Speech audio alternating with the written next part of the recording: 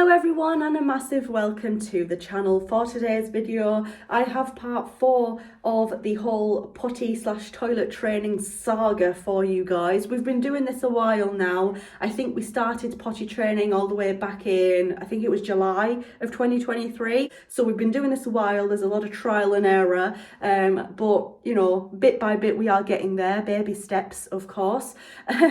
Obviously what works for my child may not work for yours. Each child is different. However, I do always want to share these videos with you guys just with the hopes that it helps some of you guys out. I think we left off part 3 of the toilet training videos when I basically was saying that she was still wearing nappies for long car journeys, or if we were going out for the day, we were putting her in nappies still, just kind of like as a backup.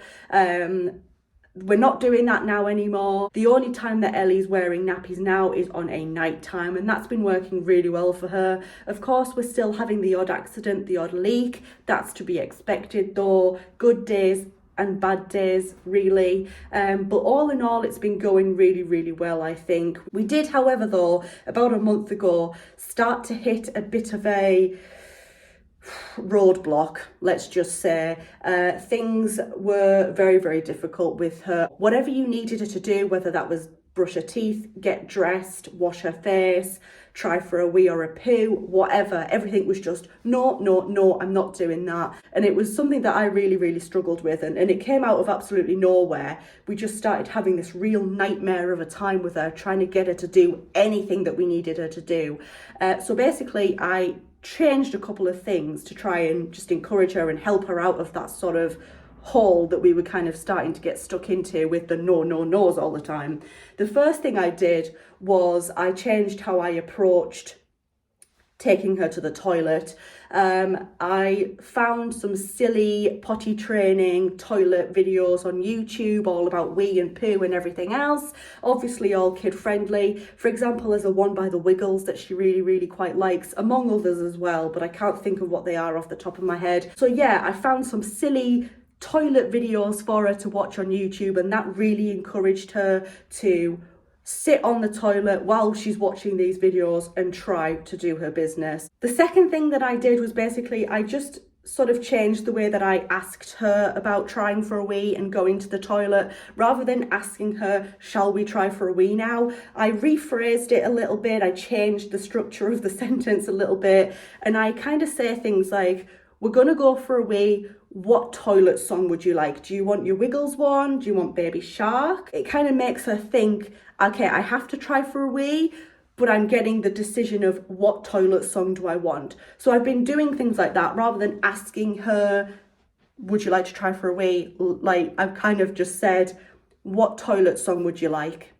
Or, you know, something along those lines. Would you like to take a toy to the toilet with you? That sort of stuff. Speaking of toys in the toilet, that was something that we were doing in part 3.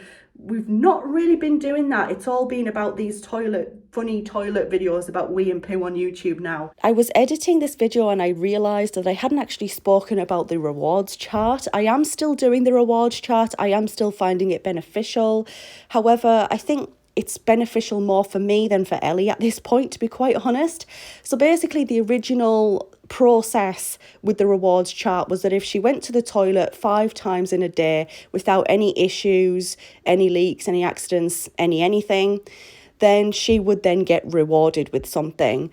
I've changed that now because it was getting to the point with Ellie where she was expecting a reward after every single time that she would go to the toilet. And obviously that's not what I wanted it to be like. She was kind of getting to the point where she was expecting a reward every single time. So I changed it a little bit. I am still rewarding her. However, it's more like if she goes to the toilet with no problems, kind of 7 or 8 times in a day rather than 5. As long as she's good in my eyes with toileting for the majority of the day, then she will get that reward. The reward chart itself is still very useful for me because we're writing the time down when she went for a poo, when she went for a wee, what her behaviour's been like around toileting on that particular day.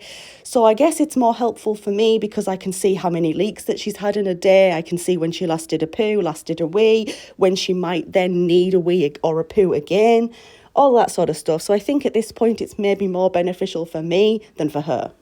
The next thing is that she is still scared of hand dryers in public toilets, unfortunately, but that's something that we are still working on. I think that we may be working on this for a while. Not only I think is it too noisy for her, the hand dryers, but I also think that she's scared of her hands getting stuck in the machine or something. Moving on from that, she's actually been doing really well the last 3 weeks or so with just having a poo on the toilet. This is something in part 3 and in other parts as well of these videos where I've said, like, you know, she just, for some reason, has just gotten this bit of a fear about having a poo on the toilet, but now that seems to be a distant memory because we've not actually had a poo accident for weeks at this point. It really seems to be since I introduced those silly toilet videos. That seems to have really encouraged her to like know that it's okay to poo on the toilet. So yeah, she's actually not had an accident in terms of poos in weeks. All of a sudden one day she just said, oh, I need a poo, and just did it on the toilet, and we've not looked back since. She's been doing incredibly well with it, so that's a massive, big milestone. We did buy ourselves a Potette Plus, and that is a toilet training seat and also a travel potty. You can use it for both, and she has used it even though she was scared of it at first. She has used it a few times. I think she's probably still a bit about doing it, but she has used it, and hopefully, you know, by the time that we, you know, keep doing it with her, she keeps seeing it, interacting with it, using it, she'll just get used to it over time. But yeah, we bought the Potette Plus mainly for days out, for when we're traveling in the car as well, things like that, because obviously a lot of public toilets don't have proper toilet training seats for toilet training kids. Basically, I wanted to make sure that no matter where we were, she had something like the Potette Plus with us so that she could use the public toilets. We're actually going on holiday very, very soon, so I'm thinking, or I'm hoping, that she will happily use it. Yeah, I'm hoping. My fingers are crossed. I did a video on the first impressions of the Potette Plus if you want to check that out as well. I am in the process of writing a script down, writing some points down for a full Potette Plus review. However, I want Ellie to use it a bit more first before I jump in and do a review. I did say in part 3 that I was going to get some sort of carry potty or toilet training seat for traveling, that sort of thing, and that's what we've done. We are unfortunately though still having some wee leaks.